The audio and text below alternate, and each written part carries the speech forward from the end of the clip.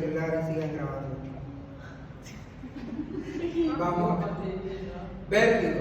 No, entonces el vértigo, ¿en qué consiste el vértigo? Como ustedes han visto, el vértigo es el mareo que se puede producir en el paciente y tiene 5 teorías hoy, de las cuales nosotros solo vamos a hablar de 8. ¿No? Vamos a hablar de una, ¿ya? De uno. La más acertada de todas las teorías es la teoría de la canalitiasis. ¿En qué consiste esta teoría? Dice esta teoría que a partir del fluido interno que involucra tanto al ventrículo y al sacro se desprenden la autoconía o canalitiasis. En otras palabras, son como pequeños cálculos que se desprenden de esta región anatómica y pueden circular a través de los canales semicirculares del fluido interno, lo que van a producir el vértigo en el paciente. Entonces el vértigo podemos clasificarlo en dos: vértigo vértigo periférico y vértigo central. El vértigo central está más relacionado a patologías cardíacas y el vértigo periférico está más relacionado con alteraciones del fluido interno. Y es por eso que podemos clasificar entonces dentro del vértigo periférico vamos a encontrar vértigo postural paroxístico benigno, enfermedades de riesgo, y dentro de los vértigos centrales tenemos el ataque isquémico transitorio o hemorrágico o cualquier otra causa que sea de tipo vascular, que incluyen a tumores degenerativos.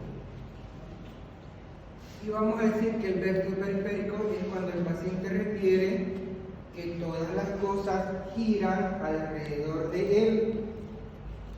Y vértigo central, el paciente gira alrededor de las cosas.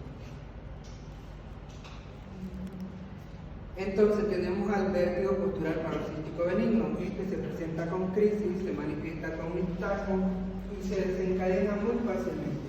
El solo hecho de mover la cabeza aparece el nistagmo, el movimiento involuntario de los ojos. Este nistagmo puede ser rotacional, puede ser vertical o horizontal, latente, transitorio, irreversible y fatigable. Es decir, que a veces dura 30 segundos y nosotros lo podemos hacer que aparezca. ¿Con qué movimiento? Con la rotación cefálica. Agarramos al paciente de esta forma y lo sacudimos. Lo largamos y ¿qué va a aparecer? El nistagmo, que puede ser rotatorio, transitorio u horizontal. Por eso es que dice que es fatigable y irreversible, porque lo podemos realizar. Entonces, el 90% se va a ubicar de la canalitiasis en el canal posterior, pregunta de examen, posible pregunta de examen. El posterior, el horizontal, tenemos el 7% y el anterior o superior el 1%. Además se puede acompañar de ¿qué? De náuseas y vómitos en ocasiones por el mareo que puede estar presentando el paciente.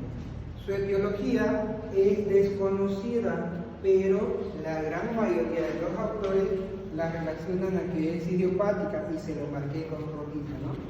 Para que no se me olvide.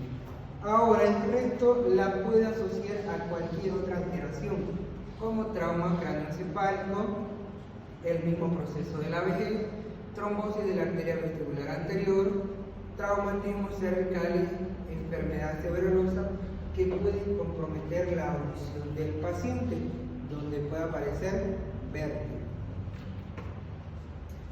En cuanto al diagnóstico clínico, tenemos que hacer una historia clínica bastante exhaustiva para poder identificar el diagnóstico del paciente. Una maniobra que podemos utilizar para poder identificar el vértigo paroxístico postural benigno es la maniobra del Dick-Hall. Esto lo vamos a ver en nuestra clase práctica, en el transcurso de la clase práctica, obviamente, ¿no? Entonces, el nistagmo del vértigo paroxístico postural benigno típicamente tiene una latencia y se agota en 30 segundos, como les dije anteriormente. Se agita y se fatiga y se pierde, pero nosotros lo podemos nuevamente producir, ¿no? Manifestaciones vagales que puede presentar el paciente con alternancia de mareos. Además puede presentar también el mareo por el solo hecho del cambio de posición, es decir, que estos pacientes cuando están acostados, al sentarse o al pararse bruscamente, va a aparecer el mareo. ¿Y esto por qué? Porque la otoconía o los cálculos se van a mover en los canales semicirculares. ¿Qué es eso lo que va a producir? El vértigo en el paciente.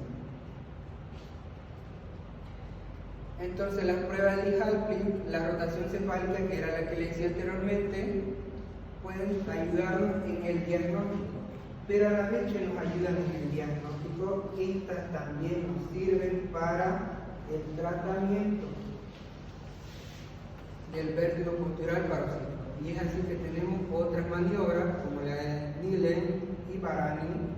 Tenemos el romper simple o romper sensibilizado, que nos va a ayudar a poder identificar si el paciente está presentando algún tipo de alteración que la podamos asociar a un vértigo paroxístico postural benigno.